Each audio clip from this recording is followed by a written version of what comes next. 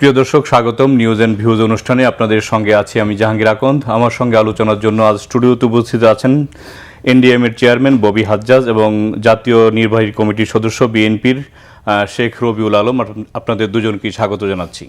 দর্শক, আজ আমরা আলোচনা করব সমসাময়িক নানা বিষয় নিয়ে। আলোচনাটা রবি ভাইকে দিয়ে শুরু করতে চাই। রবি ভাই, আজকে বিএনপির ভারপ্রাপ্ত চেয়ারম্যান তারেক রহমান যেটি বলেছেন যে জাতীয়তাবাদী শক্তির বিরুদ্ধে একটি ষড়যন্ত্র চলছে, ১/১১-র মতো বিএনপিকে মিডিয়া ট্রায়ালের সম্মুখীন করার একটা প্রেক্ষাপট তৈরির চেষ্টা করা হচ্ছে।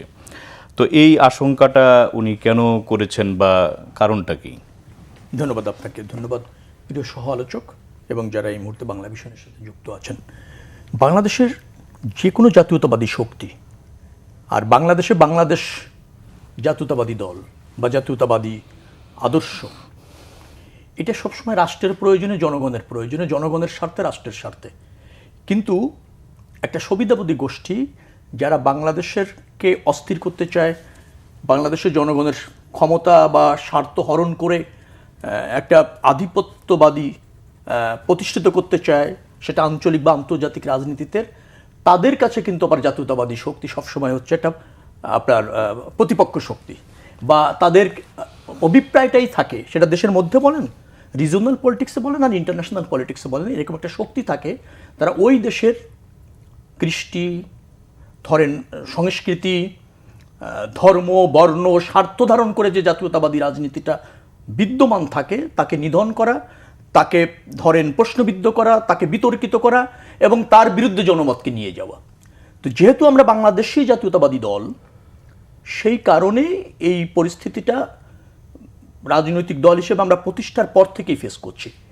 এখন এটা আওয়ামী যে দর্শন, সেটা তো ফ্যাসিবাদী দর্শনে পরিণত হয়েছে। বাংলাদেশের সব শ্রেণী পেশার মানুষের আন্দোলনে সেটি এখন পতিত একটা রাজনৈতিক শক্তি বলেন, অথবা ধরেন বাংলাদেশ থেকে বিতাড়িত একটা রাজনৈতিক শক্তি যার কোনো অস্তিত্ব নেই।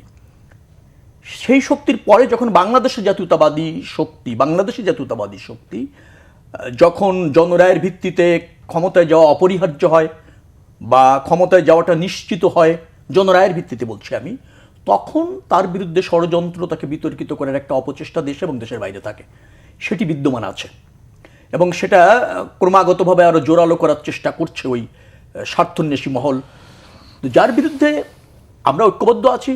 আমাদের দল সুসংগঠিত আছে, জনমত আমাদের পক্ষে আছে, সেটাকে আমরা রাজনৈতিকভাবে ফেস করার চেষ্টা করছি।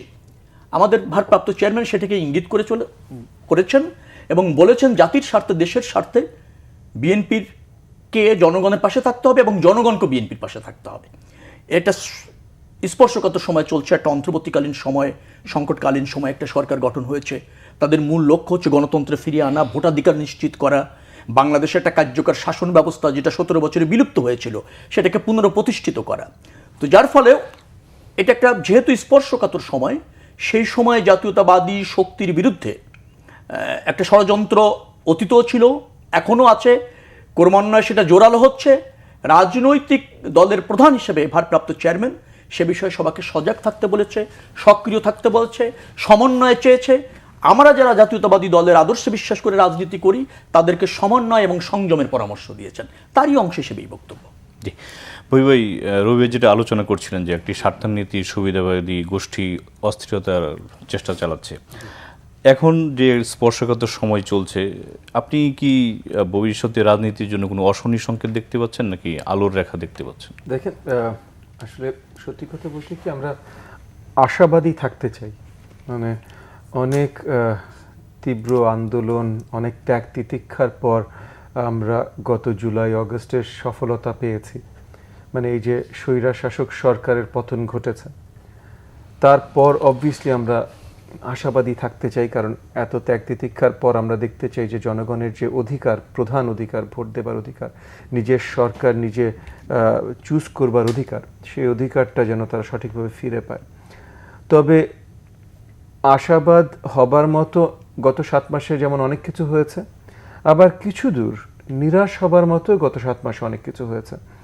এবং একটা কথা, আমার বিজ্ঞ সমালোচক যেটা নিয়ে আলোচনা করছিলেন, যে একটা জিনিস কিন্তু পরিষ্কার, যে আমাদের এই অন্তর্বর্তীকালীন সরকারের অনেকগুলো অ্যাচিভমেন্ট আছে গত 7 মাসে, তবে সবচেয়ে বড় যেই জায়গাটায় তারা হয়তো অ্যাচিভ করতে ফেল করছেন, ব্যর্থ হচ্ছেন, সেটা হলো জনগণকে সঠিকভাবে আস্থায় নেয়া, যে জনগণের ভোটের অধিকারটা তারা সঠিকভাবে এবং সঠিক সময়ে ফিরে দিতে সক্ষম হবেন।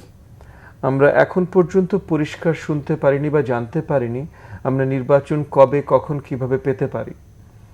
এবং এখন পর্যন্ত কিন্তু আমরা পরিষ্কার জানতে পারিনি, এই যে যেমন মনে করেন গত 16ই ডিসেম্বরে যখন জাতির জন্য বক্তব্য রাখলেন মাননীয় প্রধান উপদেষ্টা ডক্টর মোহাম্মদ ইউনূস, যার প্রতি আমাদের বিশাল আস্থা আছে, এখনো আছে, উনি যখন রাখলেন উনি বললেন যে নির্বাচন যদি সংস্কার চান তাইলে 26 জুনে, যদি সংস্কার না চান তাহলে 25 ডিসেম্বরে।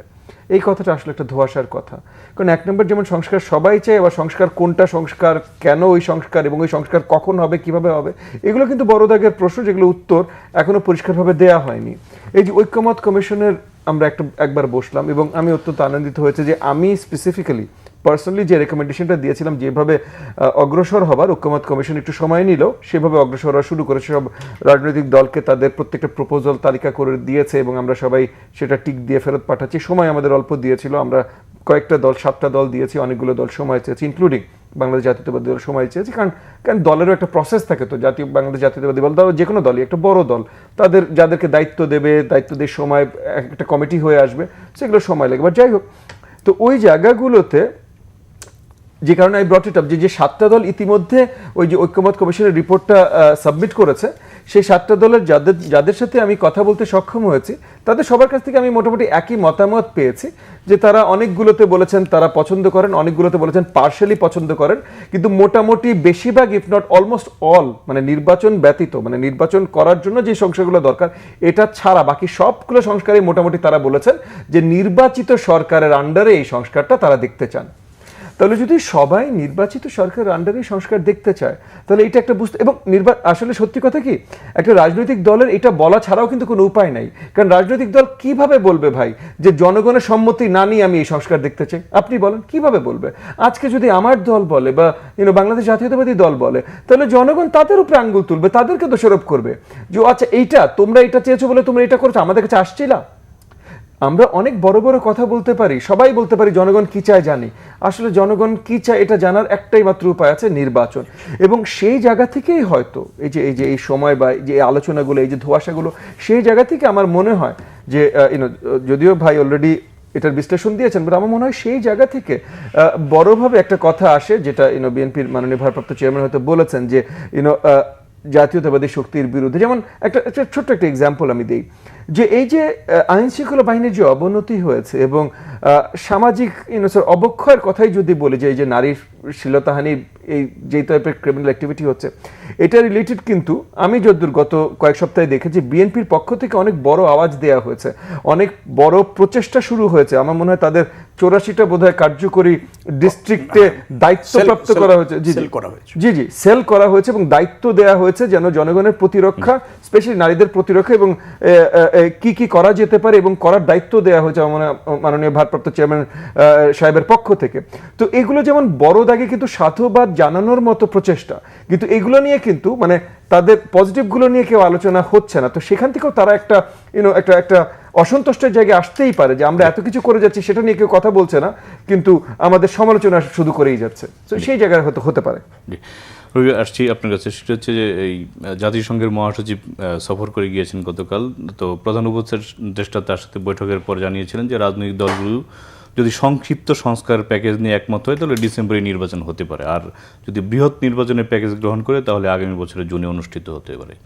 এতে করে কি আসলে নির্বাচন নিয়ে কোনো ধোঁয়াশা তৈরি হয়েছে, বা তার বক্তব্যকে আপনি কীভাবে দেখছেন? না, আমি খুব ধোঁয়াশার জায়গা দিয়ে, আমি খুব ইতিবাচক মানুষ, আমি খুব ধোঁয়াশার জায়গা থেকে দেখছি না। সমস্যাটা একটা জায়গা আছে, সংক্ষিপ্ত সংস্কারটাই তো জানলাম না, আর বিস্তৃত সংস্কার তো বুঝলাম না। সেটা যদি উপস্থাপন করা যেত ভালো হতো। আমি মনে করি বিস্তৃত সংস্কার যেটা অন্তর্বর্তীকালীন সরকার করতে পারে এবং রাজনৈতিক দল বা সব শ্রেণী পেশার মানুষের সমর্থন পাবে, সেটা হচ্ছে নির্বাচন কেন্দ্রিক এবং একটা নিরপেক্ষ নির্বাচন অনুষ্ঠানের সহায়ক সংস্কার। সে বিষয়ে সবাই একমত। সেটি করার জন্য তো ইতিমধ্যে যে সময় পার করেছে তাই যথেষ্ট ছিল। এখনো যে সময় নির্বাচন করবার জন্য যদি ডিসেম্বরে আমরা ধরে নিই, তার আগেই করা সম্ভব এবং সমন্বিতভাবে করা সম্ভব, একমতের হয়ে করা সম্ভব। এখন ধরেন বিস্তৃত সংস্কার, আমি জানি না পৃথিবীতে মানুষ এর বসবাস যতদিন আছে এই পৃথিবী যতদিন ধ্বংস না হবে ততদিন পর্যন্ত সংস্কার হবে। কারণ সংস্কার সময়ের প্রয়োজনে বিদ্যমান পরিস্থিতি, পরিবর্তিত পরিস্থিতি, সম্ভাব্য পরিস্থিতিতে প্রয়োজন হয়। মানুষের জীবনযাত্রার মানের সাথেও এটা জড়িত। আচ্ছা, মানুষের রাজনৈতিক টেস্টের সাথেও এটা জড়িত। সংবিধান বলে এমন একটা স্থায়ী ব্যবস্থা করতে হবে। অনেকে বলছেন সংবিধান কি কোনো স্থায়ী ব্যবস্থা নাকি, এটা পরিবর্তনশীল ব্যবস্থা। এটা পৃথিবীর সব জায়গায় আছে। এই যে কিছু সস্তা কথা বা ধরেন ব্যক্তি বা গোষ্ঠীর ধারণাকে প্রাধান্য দিয়ে বাংলাদেশের রাজনীতিতে পরিবর্তন আনা যাবে না, এবং রাজনীতিকে ইতিবাচক, প্রতিযোগিতাপূর্ণ এবং জনবান্ধব করা যাবে না যদি আপনি এভাবে কথা বলেন। তবে প্রধান উপদেষ্টার কথায় আমি এটা নিশ্চিত হয়েছি যে নির্বাচন সমাগত এবং ডিসেম্বরে নির্বাচন হচ্ছে, এতে খুব বেশি সন্দেহ আমি রাখছি না। আর এর বাইরে কোনো কিছু ভাবলে সেটা জনগণ মানবে না, রাজনৈতিক দল মানবে না। কারণ মানুষ ভোট দিয়ে তার পছন্দের প্রার্থীকে তার প্রতিনিধি করতে চায়, তার পছন্দের সরকার প্রতিষ্ঠিত করতে চায়, এবং তার এই ভোটের মাধ্যমে রাষ্ট্র ব্যবস্থাপনায় তার ইচ্ছাটা কি সেটাও কিন্তু আপনার প্রতিফলন ঘটাতে চায়। তো সেই পথ রুদ্ধ করা যাবে না যে কোনো এক্সকিউজে। সংস্কার আমরা একমত, সেই সংস্কার করার জন্য যে সময় সেটাও যথেষ্ট। সংস্কার নামে প্রলং চলবে না, প্রয়োজনীয় সংস্কার করে দ্রুততম সময়ের মধ্যে নির্বাচন দিতে হবে। এটা রাজনৈতিক দল বলেন, এদেশের জনগণ বলেন, এদেশের সব শ্রেণী পেশার আপনার মানুষ বলেন, তাদের ইচ্ছা। অর্থাৎ এর বাইরে যাওয়ার জাতি হিসেবে আমাদের কোনো সুযোগ নেই। এবং যদি কেউ এটার ব্যত্যয় ঘটাতে চায় তাহলে যে অস্থিরতা তৈরি হবে, যে ধরেন রাষ্ট্র যে ঝুঁকিতে পড়বে, সে দায় তাদের নিতে হবে। আমার বিশ্বাস এই সরকারে যারা আছেন বা এদেশে যারা বসবাস করেন এই রাষ্ট্রকে ঝুঁকিতে ফেলতে চাইবেন না। যারা রাষ্ট্রকে ঝুঁকিতে ফেলেছিল তার ছেড়ে বেগে যেতে বাধ্য হয়েছেন। নিশ্চয়ই সেটা আমাদের রাজনীতিবিদ সহ দেশের মানুষের একটা বড় শিক্ষা। আমরা সে ব্যাপারে একমত হব এবং সে ব্যাপারে সহযোগিতা করব দ্রুততম সময়ের মধ্যে নির্বাচনের ক্ষেত্রে। এই যে প্রয়োজনীয় সংস্কার যেটি রবি বলছিলেন, মানে সেটা কি ধরনের প্রয়োজনীয় সংস্কার? দেখেন, এই প্রয়োজনীয় সংস্কার নিয়ে আমাদের আলোচনা শুরু হয়েছিল 24 অগস্ট মাসেই। মানে অগস্টের প্রথম যখন আগে 12-13 তারিখের দিকে বোধহয় আমরা নতুন দায়িত্বপ্রাপ্ত অন্তর্বর্তীকালীন সরকারের সাথে রাজনৈতিক দলরা বসলাম। তো আলাদাভাবে অনেকগুলো দলই আলাদাভাবে বসেছিল, আমরা যেমন আলাদাভাবে যখন বসলাম তখন এই প্রয়োজনীয় সংস্কার নিয়ে আমরা আলোচনা করেছিলাম। এবং তখন বড় দাগে আমরা আলোচনা করেছিলাম যে প্রয়োজনীয় সংস্কার হলো নির্বাচন, সুষ্ঠু একটা নির্বাচন দেবার জন্য যে সংস্কারগুলো প্রয়োজন সেগুলো, এবং একই সাথে ওই সময়টা মানে মনে করেন আমরা যদি দেখি যে সুষ্ঠু নির্বাচন দেবার জন্য যে সংস্কারগুলো করতে হবে সেগুলো করতে আমাদের 6 মাস বা 8 মাস বা 1 বছর লাগছে, কথার কথা। তাহলে ওই 1 বছর বাকি সরকার পরিচালনা করবার জন্য, মানে লাইক আমাদের আর্থিক খাত বা স্বাস্থ্য খাত, যে জায়গাগুলোতে তখন মানে ওই 1 বছর তার বসে থাকতে পারে না। তো ওই 1 বছরের জন্য যা যা ইমিডিয়েট সংস্কার দরকার সেগুলোর দিকে ফোকাস করে নির্বাচন দিয়ে বাকি সব কিছু হবে। এইটা রিলেটেড আমরা বড় দাগে সেই অগস্ট মাসে আলোচনা করেছিলাম। এবং অগস্টের পর সেপ্টেম্বরে আরেকবার আমরা বসি রাজনৈতিক দলদের সাথে। মাননীয় প্রধান উপদেষ্টা সেপ্টেম্বর অক্টোবরে মাননীয় প্রধান উপদেষ্টা বসেন এবং উপদেষ্টা মণ্ডলীর সদস্যদের নিয়ে। তখনও আমরা যে আলোচনা করেছিলাম, তারপর মাননীয় প্রধান উপদেষ্টা আমাদেরকে আশ্বস্ত করেছিলেন যে উনিও বিশ্বাস করেন যে এইভাবে হলেই সবচেয়ে ভালো হয় এবং এইভাবে উনি করতে চেষ্টা করবেন। এবং তখন উনি আমাদের জানিয়েছিলেন যে অলরেডি কমিশন গঠন হয়ে গেছে এবং এই কমিশনকে তারা দায়িত্ব দিচ্ছেন 3 মাসের ভিতরে সব রিপোর্টগুলো জমা দিতে। সো সেই জায়গা থেকে কমিশন হয়েছে, কমিশনের রিপোর্ট হয়েছে। কমিশনের রিপোর্ট ডিসেম্বরে হওয়ার পর জানুয়ারি, ফেব্রুয়ারি, এখন মার্চের মাঝামাঝি আমরা চলে এসেছি যেখানে ঐক্যমতের কাজও শুরু হয়েছে।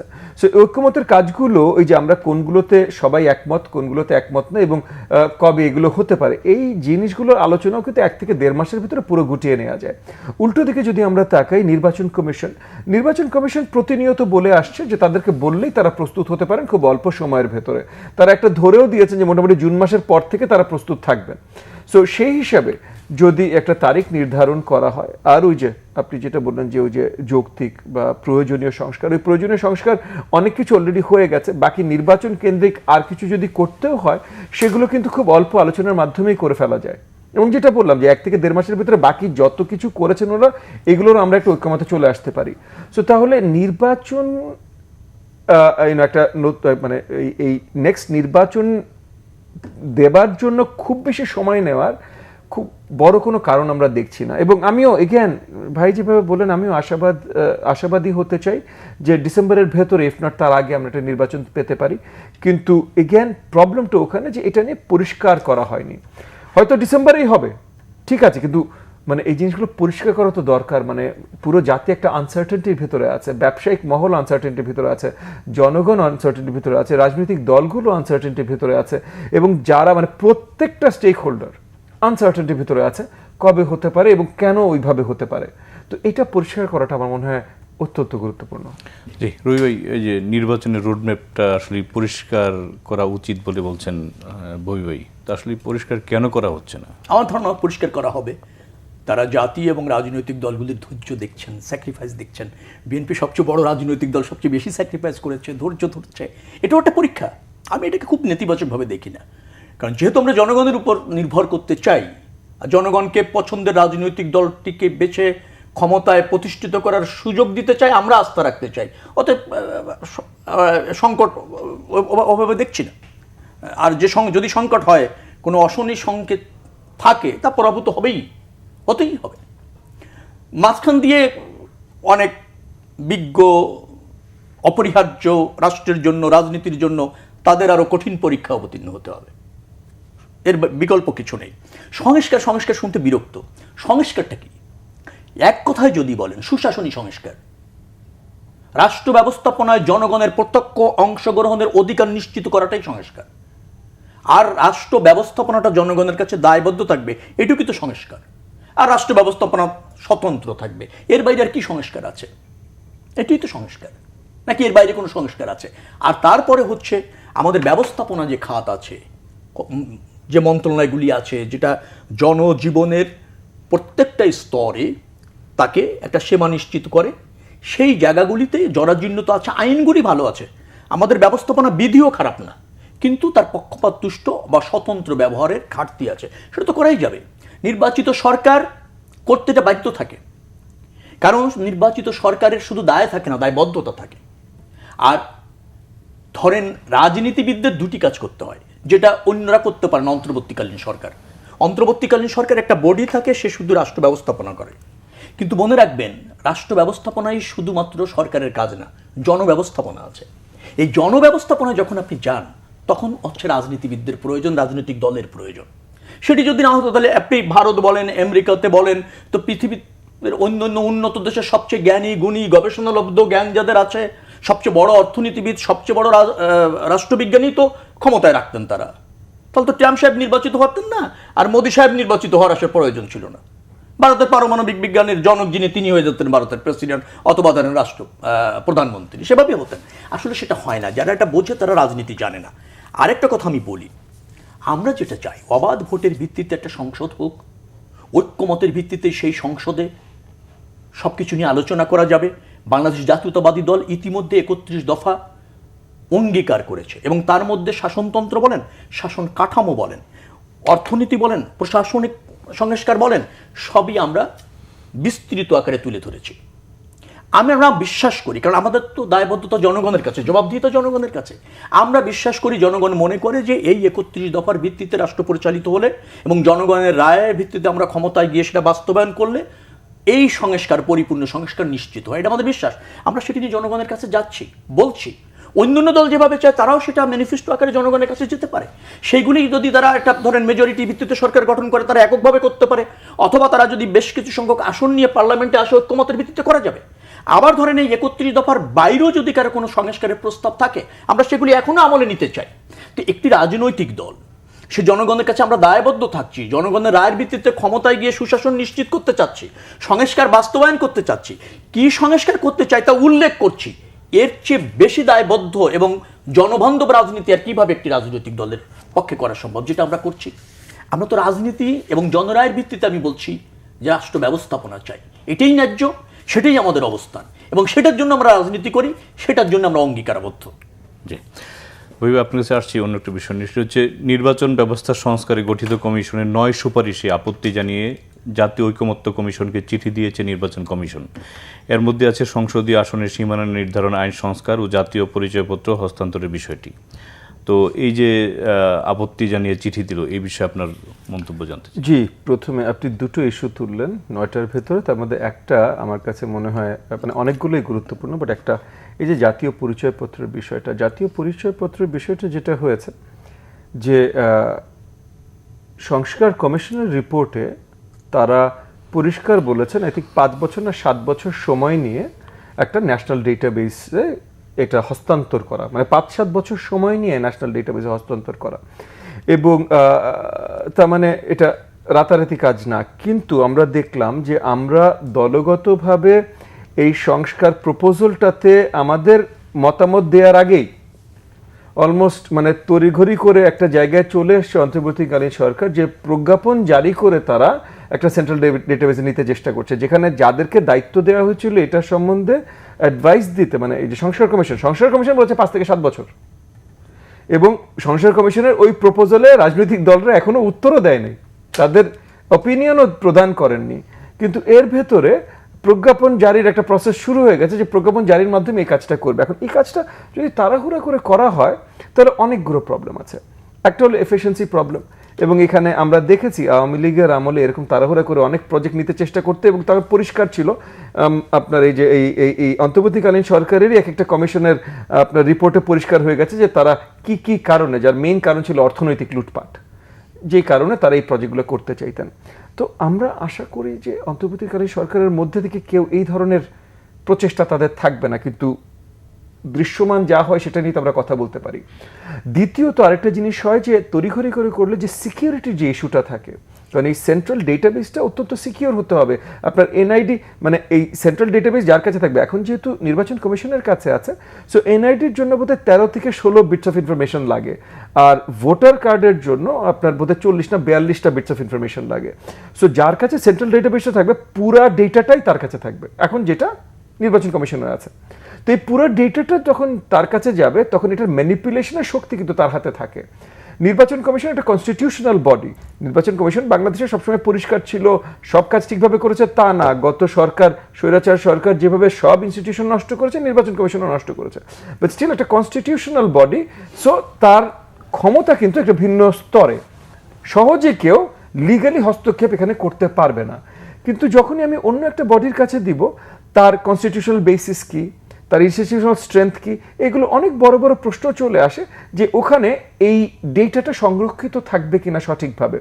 সো এই কারণেই হয়তো যে সংস্কার কমিশন যে রিপোর্টটা দিয়েছেন তারা 5 থেকে 7 বছর সময় নিয়ে করতে বলেছেন, কিন্তু আমরা এখন দেখছি তাড়াহুড়া করে এই কাজটা হচ্ছে।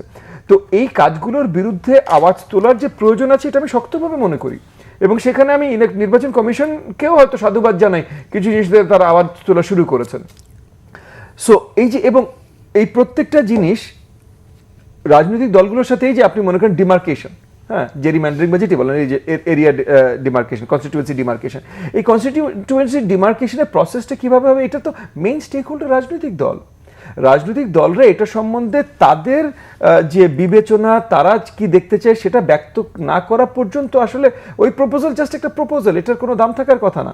সো এই যে এইগুলো রিলেটেড খুব বেশি নড়াচড়া, এবং যদ্দূর আমি জানি কোনো দলই বোধহয় এখন বলছে না যে এই কনস্টিটিউয়েন্সি ডিমার্কেশনগুলো বড় দাগে, মানে নতুন প্রসেসটা তৈরি হোক নির্বাচনের আগে, নির্বাচিত সরকার যে নতুন প্রসেসগুলো আপনার লেজিটিমেসি দেবে। সো এই জায়গাগুলো থেকে যদি আমরা আলোচনা করি তাহলে কিছু দূর হয়তো অন্তর্বর্তীকালীন সরকার তাদের যেই সীমার ভেতরে কাজ করার কথা সেই সীমাটা হয়তো ভুল বশতই, বাট একটু কিছু জায়গায় অতিক্রম করতে চেষ্টা করছে, এটা হয়তো ভুল হবে।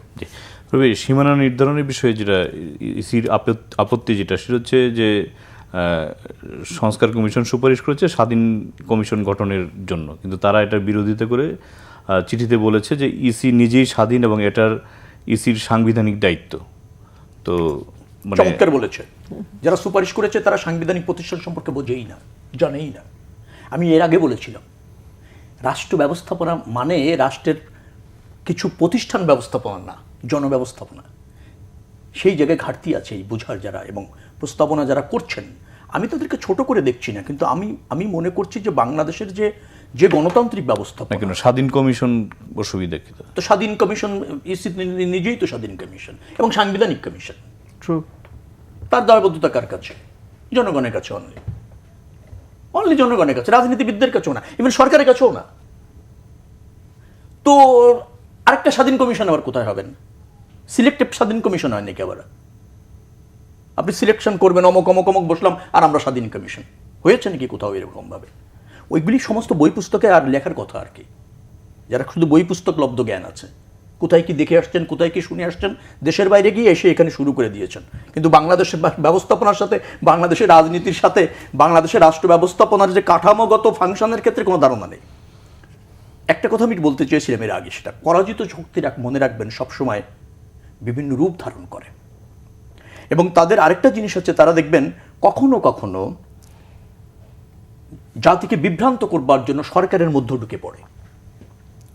হয়তো তাদের অবয়ব দেখা যায় না, কিন্তু আপনি দেখবেন যাদের তাদের চাওয়াগুলি কোনো না কোনোভাবে ওই সরকারের কাছে চলে আসছে, এবং সরকার আসল জায়গাগুলি চিহ্নিত না করে, গুরুত্বপূর্ণ কর্মগুলি চিহ্নিত না করে বিভ্রান্তির মধ্যে পড়ে যায়।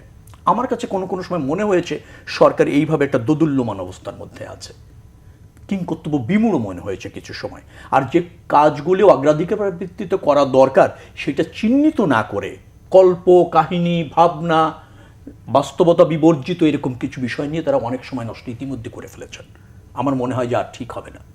যেহেতু রাজনৈতিক দলগুলির সমর্থন আছে, সব শ্রেণী পেশার মানুষের সমর্থন রয়েছে, তাদের উচিত হবে দেশ এবং জাতির কল্যাণে যে কাজগুলি জনগণকে ক্ষমতায়ন করার জন্য দরকার, রাজনীতিতে ধরেন সুবাতাস এবং সুষ্ঠু প্রতিযোগিতা আনার জন্য দরকার, সেই কাজগুলি করেই ওনারা স্মরণীয় হয়ে থাকবেন জাতির কাছে, এই অন্তর্বর্তীকালীন সরকার। সেটাই হচ্ছে প্রত্যাশা। আর বাংলাদেশের মানুষকে অবাধে তাদের মানে তাদের কি বলবো আপনার, তাদের সৌভাগ্য বলেন আর বলেন, তাদের জীবন বা রাষ্ট্র ব্যবস্থাপনার অধিকার বলেন, নিশ্চিত করার সুযোগ মানে করা দরকার, মুক্ত হওয়া দরকার। এটা বন্ধ আছে এখনো পর্যন্ত। তো এটা সংকটকালীন সময়। আমার বিশ্বাস হচ্ছে যে অন্তর্বর্তীকালীন সরকার মানুষকে বুঝবেন, মানুষকে জানতে চাইবেন। রাজনৈতিক দলগুলির ইতিমধ্যে আলোচনা করেছেন তো 2-1 বার, আরও 2-4-5 বার করার হলে দ্রুত সেগুলি করে একটা জাতীয় ঐক্যমতে আসবেন। আমাদের সময় খুব কম, আর কমের চেয়ে বেশি হচ্ছে সময় কিন্তু খুব গুরুত্বপূর্ণ। সেই গুরুত্বপূর্ণ এবং কম সময়ে যে কাজগুলি করা দরকার সে ব্যাপারে মনোযোগী হবেন, তাহলে জাতি ধন্য হবে। আরেকটা পয়েন্টে আমি আলোচনা করছি, সেটা হচ্ছে যে ইসি যে আপত্তিটা একটা জানিয়েছে সংস্কার কমিশনের বিষয়ে, জাতীয় নির্বাচনের আগে স্থানীয় নির্বাচনের আয়োজনের সুপারিশের বিষয়ে আপত্তি জানিয়ে বলা হয়েছে এতে জাতীয় নির্বাচন বিলম্বিত হবে। তো এই বিষয়টিকে আপনি কি বলছেন? আমি সত্যি কথা কি, এর আগের যে বিষয়টা ওই সেম জিনিস, যে বাস্তবতা তারা মানে আমাদের জাতীয় বা আমাদের এখানকার স্থানীয় বাস্তবতা না বুঝে আসলে আলোচনা শুরু করলে এই ধরনের ভুলভ্রান্তি হয়। এবং এটা আমি যখন দায়িত্বপ্রাপ্ত যাদের সাথে কথা বলেছি তাদেরকেও যখন বলেছি যে দেখেন, মানে প্রথমত বড় দাগে যে প্রবলেমগুলো আছে, একটা হলো যে স্থানীয় নির্বাচন যদি জাতীয় নির্বাচনের আগে হয়, স্থানীয় নির্বাচনের লিগ্যাল লেজিটিমেসিটা কোত্থেকে আসবে? বিকজ এই যে কারেন্ট সরকার, অন্তর্বর্তীকালীন সরকার, এটা কিন্তু একটা জাতীয় নির্বাচনের পর পার্লামেন্টের রাটিফিকেশনের পর এই সরকারটা লেজিটিমেসি পাবে। সো এই সরকারটা যদি ওই জাতীয় নির্বাচনের আগে অন্য কোনো নির্বাচন করে, সেটা কিন্তু লেজিটিমেট নির্বাচন হবে না ভাই। আপনি শুধু শুধু কারণ ছাড়া একটা লিগ্যাল একটা প্রবলেম তৈরি করছেন, জাতিকে আরেকটা ঝামেলার মুখে ঠেলে দিচ্ছেন। আচ্ছা, এটা একটা লিগ্যাল প্রবলেম। এরপর আসেন অ্যাকচুয়াল প্র্যাকটিক্যাল প্রবলেম। আপনি এই যে জাতীয় নির্বাচনের আগে যদি স্থানীয় নির্বাচন করেন, আপাতত আমরা আইন শৃঙ্খলা বা যে অবস্থান দেখছি যে মানে একটু দুর্বলতা, এবং এটা সরকারের দোষও আমি বলবো না, অন্তর্বর্তীকালীন সরকার মানেই তো দুর্বলই হবার কথা, শক্তিশালী সরকারকে তো আর আমরা অন্তর্বর্তীকালীন সরকার বলবো না। তো অন্তর্বর্তীকালীন সরকার এই দুর্বল অবস্থায় এবং গত 15 বছরের এই জুলাই আন্দোলনের পর আইন শৃঙ্খলা বাহিনীর যে দুর্বল অবস্থা, এই দুর্বল অবস্থায় স্থানীয় নির্বাচন দেবার মতো আস্পর্ধা করার কথা না। কারণ স্থানীয় নির্বাচনে কি লেভেলের এঙ্গেজমেন্ট হয়, এটা আমরা যারা আসলে বারবার স্থানীয় নির্বাচন জাতীয় নির্বাচন দেখে করে দলের জন্য শত শত হাজার হাজার ক্যান্ডিডেট করে এসেছি, তারা জানি ভাই, মানে এটা একেবারেই বাস্তবিক চিন্তা না যে একটা শক্তিশালী সরকার ছাড়া স্থানীয় নির্বাচনে আপনি চলে গেছেন। তারপর আসেন যে একটা শক্তিশালী মানে একটা জাতীয় নির্বাচন ছাড়া দলীয় প্ল্যাটফর্মগুলোর ম্যান্ডেট কি, মানে তারা ম্যানিফেস্টো কি, তারা জনগণকে কি দিতে চাচ্ছেন, এগুলো পরিষ্কার ছাড়া আপনি যখন স্থানীয় নির্বাচন করবেন তখন দলও কিভাবে পার্টিসিপেট করবে এটার ক্ল্যারিফিকেশন থাকবে না। ফাইনাল একটা পয়েন্ট আসেন যে এই যে আওয়ামী লীগ, যেটা আমরা যদি লিগালি তাদেরকে ব্যান নাও করি, ঠিক আছে, আমরা তো চাই না ভাই তারা ফাঁকতালে কোনো চিপাচুপার ভিতর দিয়ে আবার অ্যাক্টিভ পলিটিক্যাল লাইফে এসে প্রভাবিত করতে চেষ্টা করে বাংলাদেশের আগামী গণতন্ত্রের যাত্রা। কারণ তারা করেছে তো, এর আগে হয়েছে তো প্রবলেমটা, এবং জনগণ বড় দাগে তাদের ভার্ডিক্টও দিয়ে দিয়েছে যে তারা আওয়ামী লীগ বা এই যে এই ফ্যাসিজমের দোসরদের বাংলাদেশের রাজনীতিতে দেখতে চায় না। সো এখন আওয়ামী লীগের সাথে যারা সম্পৃক্ত ছিল তাদের সবার যে রাজনীতি করার অধিকার নেই তা না, তারা করতে পারবে। তারা যদি রিহ্যাবিলিটেটেড হয়ে আসে, তারা যদি ভদ্র হয়ে আসে, আবার গণতন্ত্রের জন্য কাজ করতে চায়, নিশ্চয়ই বাংলাদেশের রাজনীতিতে যোগ দিতে পারবে। কিন্তু এখন যদি আপনি একটা স্থানীয় নির্বাচন করেন, আপনি ওই যে তাদের শুধরে আসার আগেই একটা সুযোগ দিয়ে দিচ্ছেন রাজনীতিতে আবার শক্তভাবে ঢুকে যাওয়া, এবং স্থানীয় নির্বাচনে তারা যখন ঢুকে যাবে তাদেরকে আপনি আর সহজে বেরো করতে পারবেন না, এবং তারা তখন আগামী 5, 7, 10 বছরের জন্য আবার বাংলাদেশের এই যে গণতন্ত্র যাত্রাটাকে রোধ করতে চেষ্টা করবে। সেই যে বড় দাগে এতগুলো প্রবলেম, এগুলো আমার মনে হয় না সংস্কার কমিশনের কেউ ভালোভাবে চিন্তা করেছেন, এবং তাদের সাথে যখন আমি কথা বলেছি, আমি এগুলোর উত্তরও তাদের কাছ থেকে পাইনি। এমন না যে তাদের সবার সাথে কথা বলি, 2-1 সাথে যখন উত্থাপন করেছি আমি বড় দাগে উত্তর পাইনি। এটার একটা বড় কারণ আসলে এই সংস্কার কমিশন না কোনো রাজনীতিবিদদের সাথে কথা বলেছে, না কোনো রাজনৈতিক দলের সাথে কথা বলেছে, না রাজনীতিতে আসলে অভিজ্ঞতা আছে এবং 10 বার নির্বাচন অ্যাজ এন অফিসার না, নির্বাচন এই রাজনৈতিক দলের হয়ে বা ক্যান্ডিডেট হয়ে নির্বাচনের সাথে সম্পৃক্ত ছিলেন, এরকম কেউ ওই সংস্কার কমিশনে আছে। তো সেই কারণে এই ভুল ভ্রান্তিগুলো হচ্ছে। আমরা একটা বিরতি নিয়ে এসেছি। প্রিয় দর্শক, নিচ্ছি ছোট্ট একটি বিরতি, সঙ্গেই থাকুন, ফিরছি কিছুক্ষণ পর।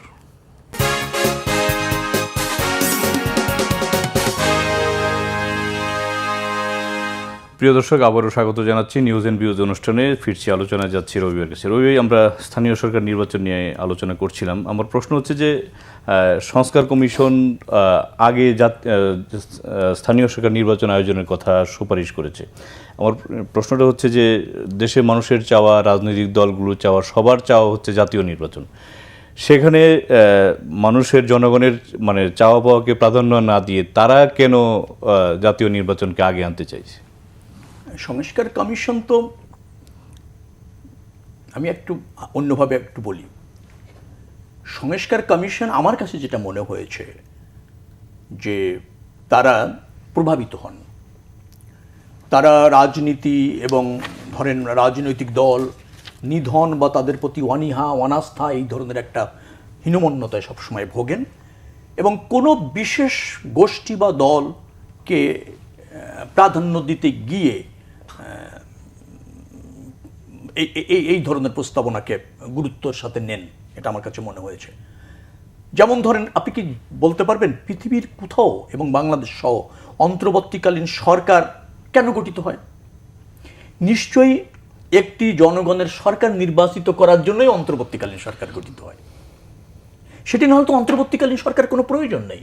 যেখানে গণতন্ত্র আছে, নির্বাচিত সরকার আছে, নির্দিষ্ট টাইম পর নির্বাচন হবে, সরকার আসছে, আবার জনরায়ের ভিত্তিতে সরকার ক্ষমতায় যাচ্ছে, জনরায় বিপক্ষে গেলে ক্ষমতার বাইরে যাচ্ছে, এটাই রাজনীতির নীতি।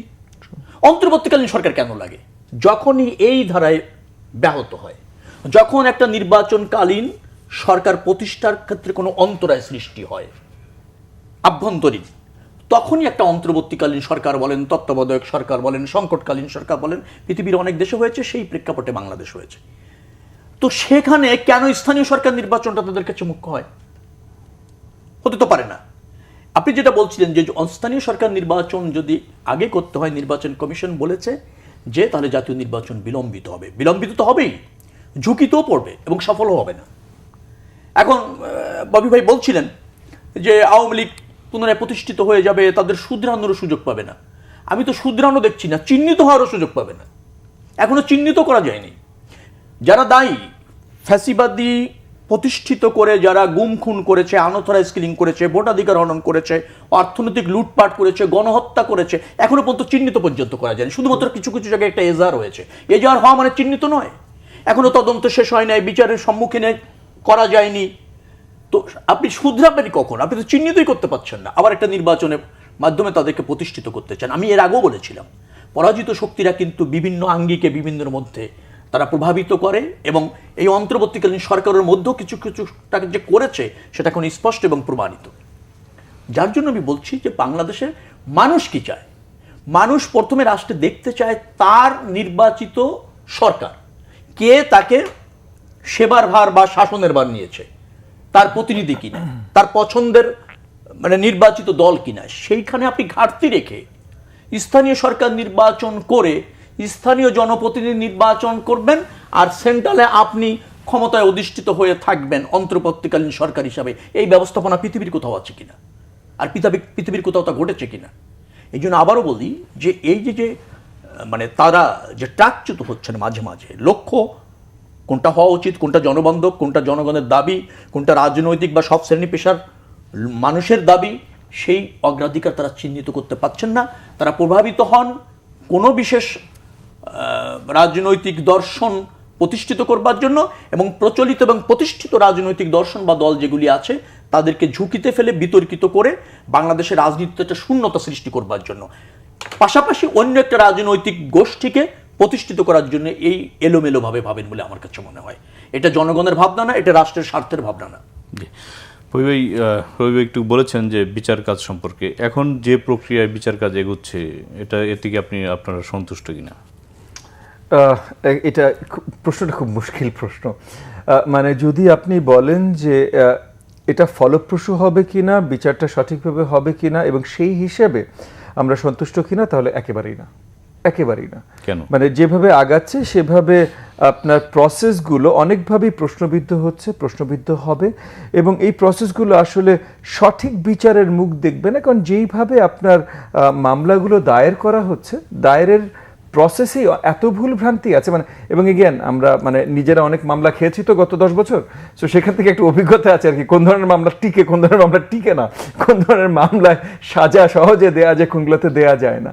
তো যেভাবে মামলা হচ্ছে সেটা দেখে মনে হচ্ছে যে এগুলো খুব বেশি টেকবার মামলা না। তো সেই জায়গা থেকে অসন্তুষ্ট প্রকাশ করছি। আবার একই সাথে আপনি যদি বলেন যে অন্তর্বর্তীকালীন সরকারের যেই অবস্থায় তারা সরকারের দায়িত্ব নিয়েছে, তারপর আইনশৃঙ্খলার যে অবস্থা বা আইনশৃঙ্খলা বাহিনীর যে অবস্থা, এই সব মিলিয়ে তাদের প্রচেষ্টা কি ঠিক আছে কিনা, তাহলে আমি বলবো যে না, তাদের প্রচেষ্টাকে সাধুবাদ জানি, হয়তো আরেকটু বেশি করা যেত, কিন্তু তারা যেই অবস্থায় সব কিছু পেয়েছে, এখন তারা সঠিকভাবে বা ভালোভাবে অনেক কিছু করতে পারবে, এইটা আসলে আমার মনে হয় না সম্ভব। এবং এগুলোর কারণেও কিন্তু নির্বাচনটা দরকার। সো যখন অন্য কেউ এই ধরনের আওয়াজ তুলে যে নির্বাচনটা আমরা আরেকটু দেরিতে করব কারণ আমাদের বিচারটা আগে করতে হবে, তারা এই পয়েন্টটাই পুরো মিস করে যায় যে বিচার করার জন্য যে ইনগ্রিডিয়েন্টগুলো দরকার, সঠিকভাবে বিচার করার জন্য যে ইনগ্রিডিয়েন্টগুলো দরকার, সেগুলো অন্তর্বর্তীকালীন সরকারের কাছে নেই, তাদের কাছে মিসিং। তো এই যে মিসিং থাকার কারণে এই বিচারটাও যদি আপনি সঠিকভাবে দেখতে চান, এক নম্বর তো বিচার এমনিও অনেক লম্বা প্রসেস, এটা সহজে হবে না, তাড়াহুড়া করে হবে না, কিন্তু এই লম্বা প্রসেসটারও শুরু যদি খুব ভালো করে দেখতে চান, তাহলে আপনার একটা শক্তিশালী সরকার লাগবে। এখানে আমি ছোট্ট একটা জিনিস অ্যাড করি, এই যে প্রত্যেকটা সংস্কার কমিশনে, যেমন প্রত্যেকটা মিনিস্ট্রিতে আপনার বৈষম্য বিরোধী ছাত্র আন্দোলনের রিপ্রেজেন্টেটিভ দেওয়া হয়েছে, তেমন প্রত্যেকটা সংস্কার কমিশনেও কিন্তু দেওয়া হয়েছে। এবং আমরা বাইরে থেকে এরকম কথা শুনেছি, আমি জানি না এটা অ্যাবসলিউট সত্যি কিনা, সো আমি ওটা একটা কাভিয়ার দিয়েই বলছি, হ্যাঁ। কিন্তু বাইরে থেকে এরকম অনেকবার অনেক জায়গা থেকে শুনেছি যে এই কমিশনগুলোর ভেতরে যখনই রিপোর্টে কোনো একটা প্রপোজাল ঢুকানো হয়েছে, অনেক এরকম প্রপোজাল ঢুকানো হয়েছে যেগুলো এসেছে ওই বৈষম্য বিরোধী ছাত্র আন্দোলনের যে রিপ্রেজেন্টেটিভ ছিল তাদের থেকে একটু পুশ পেয়ে এসেছে, অ্যাজ অপোজ টু বিশেষজ্ঞরা এই জিনিসটা ঢুকিয়েছে। সো এই যে এর আগে যেটা আমরা কথা বলছিলাম যে স্থানীয় নির্বাচন, জাতীয় নির্বাচনের আগে এই ধরনের আইডিয়াস যখন আসে, তখন আমি আপনাকে একটা জিনিস, একজন রাষ্ট্রবিজ্ঞানী হিসাবে, মানে রাজনীতিবিদ আলাদা, রাষ্ট্রবিজ্ঞানী আলাদা, একজন রাষ্ট্রবিজ্ঞানী হিসেবে আমি আপনাকে বলছি যে অভিজ্ঞ, মানে যারা জ্ঞানী, রাষ্ট্রবিজ্ঞানের জ্ঞানী ব্যক্তি আছেন ওই কমিশনে, তারাও কখনো বলতে পারে না যে স্থানীয় নির্বাচন জাতীয় নির্বাচনের আগে হবে। সো ওই জায়গাটা থেকে তখন বাইরে থেকে যখন কথা শুনি যে বৈষম্য বিরোধী ছাত্র আন্দোলনের তরুণরা এইসব কমিশনের উপরে বড় একটা ইম্প্যাক্ট ফেলছে, তখন মনে হয় যে এটা হয়তো তাদের আইডিয়া হতে পারে। কেন এটা বলছি? কারণ বাইরে থেকে আমরা দেখেছি যে ফার্স্টে জাতীয় নাগরিক কমিটি এবং এখন নাগরিক পার্টি এনসিপি, তারা বারবার করে কিন্তু জোরদারভাবে আওয়াজ দিতে চেষ্টা করেছেন যে তারা স্থানীয় নির্বাচন আগে দেখতে চায়। এখনও কিন্তু এনসিপির স্পোকসপারসনরা জোর গলায় খবরে বলেন আর টকশোতে বলেন, সব জায়গায় বলছে যে তারা স্থানীয় নির্বাচন আগে দেখতে চায়। সো তাহলে ওই জায়গাটায় আসি যে বিশেষজ্ঞরা যদি এটাতে বিশ্বাস না করেন, রাজনীতিবিদরা যদি বিশ্বাস না করেন, এবং শুধুমাত্র ভাই যেটা আখ্যায়িত করলেন, শুধুমাত্র একটা গোষ্ঠী যেটাতে বিশ্বাস করেন, সেটার সম্বন্ধে যদি রেকমেন্ডেশন আসে, তাহলে একটা কি আন্দাজ করা যেতে পারে না যে তাদের মাধ্যমে এই রেকমেন্ডেশনটা এসছে? জি, আমরা বিচার নিয়ে কথা বলছিলাম যে অনেক মামলাই তো হলো, কিন্তু দেখা যাচ্ছে যে শুধুমাত্র যারা শীর্ষ রাজনৈতিক নেতৃত্ব অথবা প্রশাসনের ছিলেন তাদেরকেই গ্রেফতারের আওতায় আনা হয়েছে, কিন্তু মাঠ পর্যায়ে যারা জড়িত ছিলেন তাদেরকে পুলিশের নাকের ডগা দিয়ে তারা ঘুরে বেড়াচ্ছে, তাদেরকে ধরা হচ্ছে না। তো এটা আসলে বিচার কাজের জন্য বিঘ্ন হবে কিনা বা? না, বিচার কাজের তো আর বিঘ্ন হবে না। কথাটা হচ্ছে যে যারা অপরাধী তাদেরকে চিহ্নিত করে বিচারের আওতায় আনাটা বিঘ্নিত হবে। বিচার কাজ তো এজাহার হবে, তদন্ত হবে, প্রসিকিউশন হবে, বিচার হবে। কিন্তু আপনি যদি এজাহারেই না আনেন, অভিযোগই যদি না আনেন, আর অভিযোগ যদি প্রমাণ করতে না পারেন, তাহলে তো বিচারের কোনো প্রশ্নই আসে না। আপনি অন্তর্বর্তীকালীন সরকার বলছেন ন্যায় বিচার প্রতিষ্ঠা করতে হবে আমাদের নতুন বাংলাদেশে, কিন্তু এখনো পর্যন্ত যে এজাহারগুলি হয়েছে সেখানে তো ন্যায় অনেকে পাওয়া যায়নি, সেখানে তো বৈষম্য রয়েছে। ক্রিমিনালের বিরুদ্ধে এজাহার হয়নি, নিরাপদার ব্যক্তির বিরুদ্ধে এজাহার হয়েছে। তা আপনার শুরুটা যদি এরকম হয়, আপনি আবার ন্যায় বিচার প্রতিষ্ঠার কথা বলছেন। প্রসিকিউশনে যদি যান, সেখানেও জরাজীর্ণতা আছে। তদন্তের ক্ষেত্রে যদি যান, এখনো শুরুই হয়নি, তো আপনি ন্যায় বিচার প্রতিষ্ঠিত করবেন কি করে? দেখেন, বিচার, সংস্কার এবং নির্বাচন এগুলি বিষয় তো কোনো রাজনৈতিক দল বা কোনো দেশপ্রেমিক শক্তি, ফ্যাসিবাদীরা ছাড়া দ্বিমত না।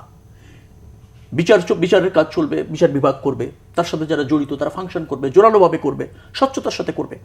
আবার ধরেন সংস্কার, তার সাথে যারা জড়িত তারাও দ্রুততম সময়ের প্রয়োজনীয় সংস্কার করবে।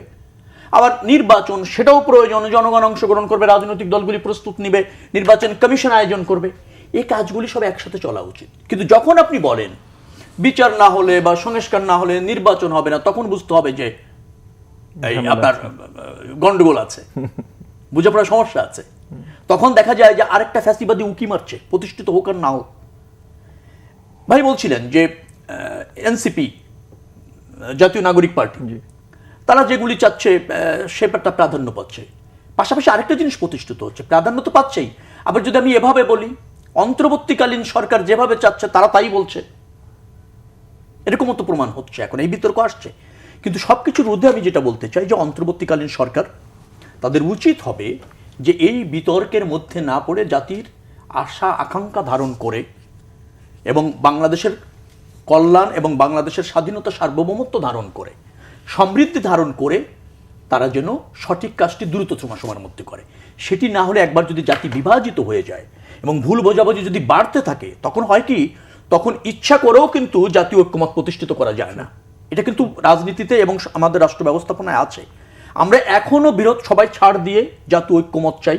আমরা এখনো দেশ এবং জনগণের কল্যাণে ঐক্যবদ্ধভাবে কাজ করতে চাই। আমরা একটা জবাবদিহিমূলক সরকারও চাই, পার্লামেন্টও চাই। এই যে সবার যে এগিয়ে আসা, ধরেন ওনার পলিটিক্যাল পার্টি, আমার পলিটিক্যাল পার্টি, সবাই যে আমরা এগিয়ে এসেছি, সেই এই মোটোটা, অর্থাৎ এই স্পিডটাও আমি বলবো যে আমরা যেন ধরে রাখি। সেখানে যেন কোনো ভুল বুঝাবুঝি তৈরি না হয় অন্তর্বর্তীকালীন সরকারের দূরদর্শিতা অথবা ধরেন কর্মপরিকল্পনার অভাবে, যথাযথ কর্মপরিকল্পনার অভাবে। সেটাই আমি আশা রাখবো যে অন্তর্বর্তীকালীন সরকার সে ব্যাপারে মনোযোগী হবে।